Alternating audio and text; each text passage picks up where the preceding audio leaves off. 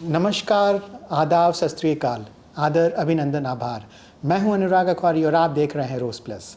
आज हमारे साथ बात करने के लिए हैं एक बहुत ही टैलेंटेड कोरियोग्राफर दीपिका जी। दीपिका जी, आपका हार्दिक स्वागत हमारे शो पे। Thank you so much. Hello everyone. तो दीपिका जी, सबसे पहले तो हम आपसे ये जानना चाहेंगे कि आप इंडिया में कहाँ से हैं? मैं इंडिया में राजस्थान से हूँ, जोधपुर से।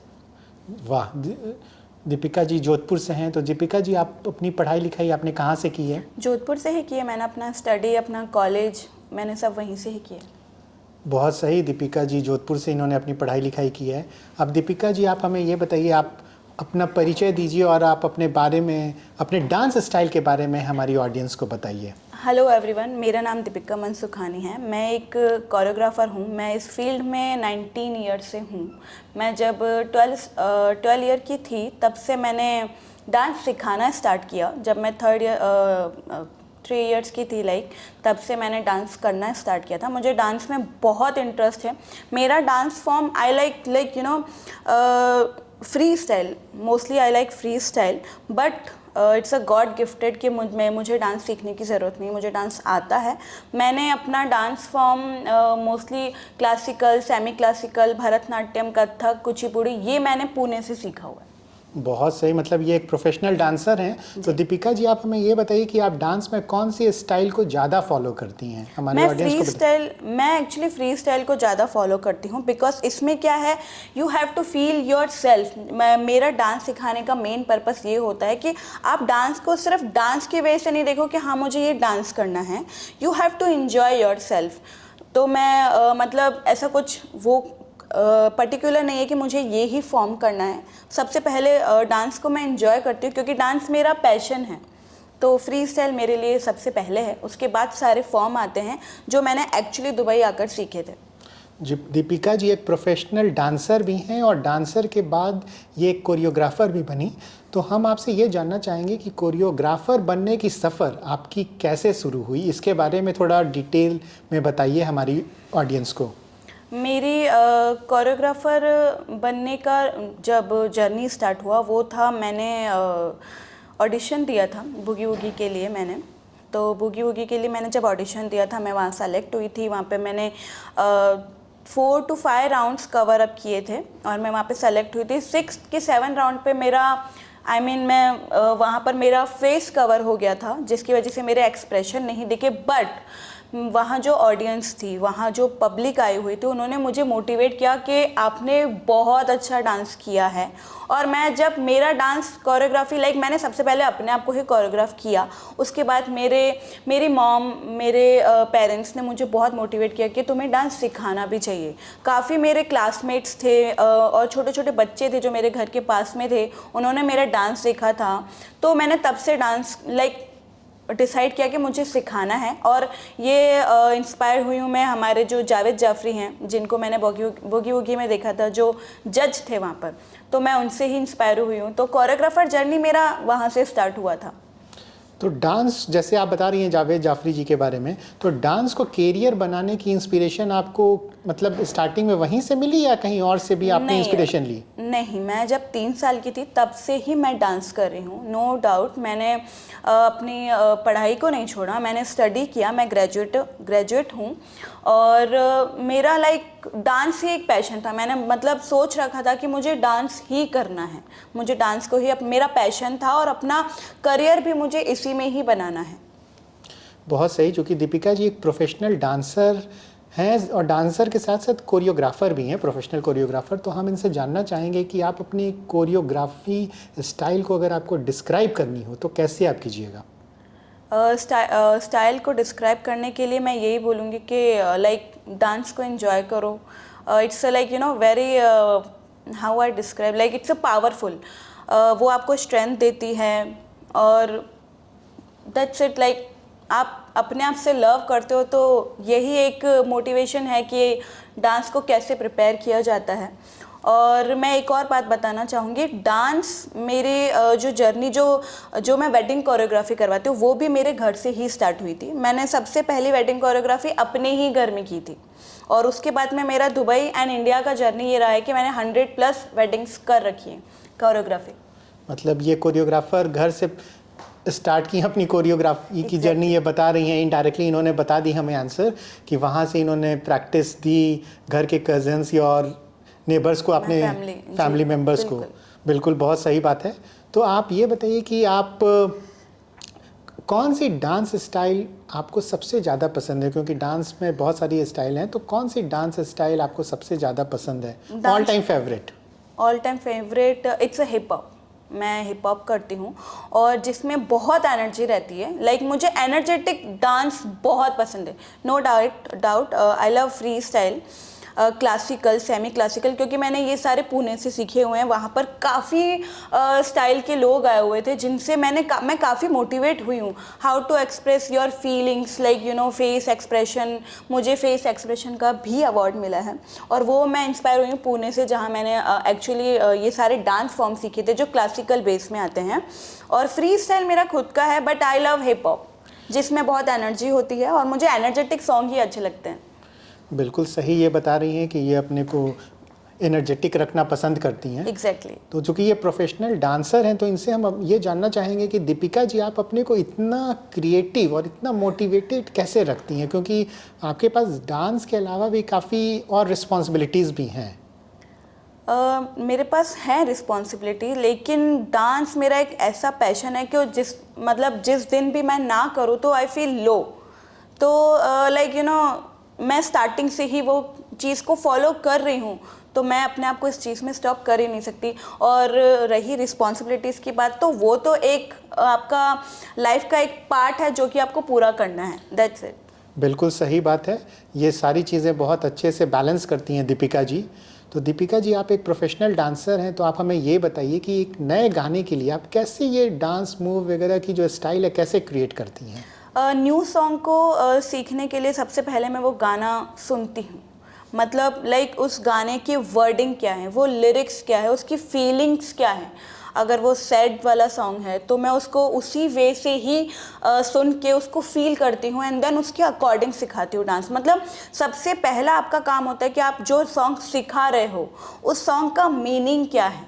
जब तक उसका मीनिंग नहीं पता चलेगा आप वो डांस कर ही नहीं सकते। तो कोई भी डांस को करने के लिए जो भी आप सॉन्ग ले रहे हो, एनर्जेटिक हो या वो सैड हो या वो बहुत लाइक यू नो उसका रिदम जो है वो बहुत सॉफ्ट हो, लेकिन उसको सुनना बहुत ज़रूरी है। जब तक आप सुनोगे नहीं आपको नहीं पता चलेगा कि आप कर क्या रहे हो, और जब तक उसमें एक्सप्रेशन नहीं आएंगे तो वो डांस नहीं दिखेगा। बिल्कुल सही, इन्होंने बहुत अच्छे से सारी चीज़ें एक्सप्लेन की। अब दीपिका जी, आप हमें ये बताइए, जो कि आप एक कोरियोग्राफर भी हैं, और कोरियोग्राफी में इमोशंस को आप कैसे मैच करती हैं डांस स्टाइल के साथ? ये मतलब थोड़ी डिफ़िकल्ट होती होगी क्योंकि सबकी इमोशंस अलग अलग होती है।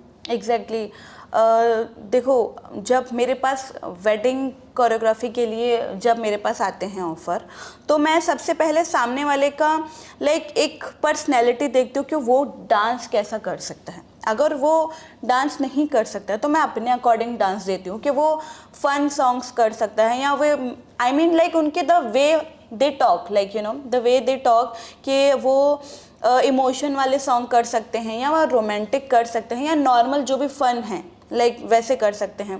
तो सबसे पहले मेरा ये काम होता है कि मैं उनको जज करूँ कि वो कैसे कर सकते हैं। अदरवाइज़ सबसे पहली चॉइस उनकी ही होती है, उसके बाद में उसमें एफर्ट्स डालना मेरा काम है। तो कोरियोग्राफर का मेन काम होता है कि आपको अगर सामने वाला कोई भी कुछ भी सॉन्ग दे रहा है तो आप अपने एफर्ट्स डालो उसमें कि आप उसमें जान कैसे डाल सकते हो उस सॉन्ग को करने के लिए। तो दीपिका जी, आप ये बताइए कि वो चूँकि आप एक ग्रुप में कोरियोग्राफी सिखाती हैं, तो सारे लोग मतलब कुछ लोग बहुत जल्दी कर लेते होंगे ग्रास्प, कुछ लोग थोड़े स्लो होते होंगे, कुछ की जो परफॉर्मेंस है वो उतनी अच्छी नहीं रहती होगी, तो कैसे एक प्रॉपर बैलेंस क्रिएट करना मतलब थोड़ी डिफ़िकल्ट होती होगी कि सारे पूरे ग्रुप की एक प्रॉपर बैलेंस क्रिएट करने में आपको बहुत अपनी क्रिएटिव माइंड लगानी पड़ती होगी। Exactly, you are right. Choreographer का सबसे पहला काम होता है कि आपको सबको इक्वल रखना है। सबसे पहला काम आपको ये भी देखना है कि डांस कौन अच्छा कर रहा है और कौन नहीं अच्छा कर रहा है। आपको डीमोटिवेट नहीं करना है किसी को भी। जो फास्ट लर्नर हैं उनको मैं सिखाती हूँ, लाइक उन्होंने सीख लिया तो मैं उनको एक पॉज देती हूँ कि आप you have to stay there, okay. और जो स्लो लर्नर होते हैं उनको मैं बहुत एक एक स्टेप ऐसे नहीं ऐसे करना है, ऐसे नहीं ऐसे जाना है। ऐसा नहीं होता है कि जो फास्ट लर्नर है उनको आगे रख लिया और जो स्लो है उनको पीछे रख लिया, तो this is not in my part. Like मैं उनको फिर ऐसा नहीं है कि इक्वल नहीं रखती। इक्वल रखने के लिए जिसको आता है जिसको नहीं आता है, दोनों को साथ में प्रैक्टिस करवानी होती है। और आई नो इसमें टाइम लगता है, but this is my work कि मुझे सबको इक्वल रखना है। तो सबको बैलेंस बनाने के लिए सबको इक्वल रखना बहुत ज़रूरी है। जैसे दीपिका जी बता रही हैं, एज अ कोरियोग्राफर ये प्रॉपर बैलेंस क्रिएट करती हैं और पूरी ऑथोरिटी के साथ किसको कैसे कहाँ पे रखनी है, सीक्वेंस कैसे करनी है, तो बहुत सही चीज़ है ये। किसी को बिना किसी को डीमोटिवेट करते हुए पूरे टीम को एक अच्छे परफॉर्मेंस की ओर तैयार करना। तो दीपिका जी आप हमें ये बताइए कि एज ए डांसर आपकी सबसे यादगार परफॉर्मेंस या प्रोजेक्ट कौन सी रही है अभी तक? मेरी एक जब मैंने ऑडिशन दिया था बुगी वुगी के लिए, सबसे मेरी मेमोरेबल है वो मोमेंट्स मेरे बहुत अच्छे थे। बिकॉज वो टाइम हम लोग बहुत सारी चीज़ों को फेस किया था। काफ़ी टाइप के लोग मिले थे और सबसे कोरियोग्राफी फील्ड में सबसे पहली चीज़, आई नो इट्स कि हर फील्ड में ऐसे टाइप के लोग मिलते हैं, हर टाइप के लोग मिलते हैं जिनको फेस करना ज़रूरी होता है। बट मेरे फील्ड में मुझे बहुत सारे ऐसे लोग मिले जिनको मैंने एक्चुअली फेस किया है। जैसे मैंने अभी एक रिसेंट कोरियोग्राफी ली थी, तो उन्होंने मुझे एक पूरा 30-40 लोगों का ग्रुप था, जिसमें कपल भी थे, जिसमें सोलो डांस भी थे। वन बाय वन करके आना है। उन्होंने काफ़ी इसमें आपको ना पेशेंस रखना बहुत ज़रूरी है। वो लोग आते हैं, आपने अपने सॉन्ग सजेशन दिए, उन्होंने अपने दिए, तो आपको दोनों की चॉइस करनी होती है कि नहीं, आपको उनका भी फॉलो करना है, आपको अपनी चॉइस भी बतानी होती है। और वो लोग आपको ये स्टेप नहीं, ये स्टेप चाहिए, वो स्टेप नहीं, ऐसे चाहिए, हमको ऐसे नहीं, हमको वैसे जाना है, हमको ऐसे एंट्री करनी है। तो इसमें सबसे बड़ा काम होता है पेशेंस लेवल हाई रखना। Patience level high exactly. तो बस वही है एक चीज़ जो आपको इम्प्रेस करने के लिए, the thing is first impression is the last impression, right? So वो रखना बहुत ज़रूरी है। बहुत सही से दीपिका जी हमारे सारे प्रश्नों का उत्तर दे रही हैं। अब इनसे हम ये जानना चाहेंगे, क्योंकि इन्होंने एक प्रोफेशनल डांसर के रूप में इन्होंने अपनी करियर की स्टार्टिंग की है, तो एज ए डांसर आप क्या समझती हैं कि सबसे बड़ी चैलेंजेस क्या क्या होती है? क्योंकि आई नो कि आप लोग जब किसी भी जगह परफॉर्मेंस के लिए जाती हैं, बहुत जगह म्यूज़िक की प्रॉब्लम होती है, स्टेज की प्रॉब्लम होती है, तो एज ए डांसर आप और क्या फील की हैं कि सबसे बड़ी चैलेंज एज ए डांसर आपको क्या क्या आई है अभी तक आपके सफ़र में? सबसे बड़ा चैलेंज आया लोगों को फेस करना। मैं कैमरा में कॉन्फिडेंट नहीं थी पहले, बट हाँ, जब मैंने स्टेज शोज़ करना स्टार्ट किए, मेरा कॉन्फिडेंट लेवल हमेशा डाउन हुआ है।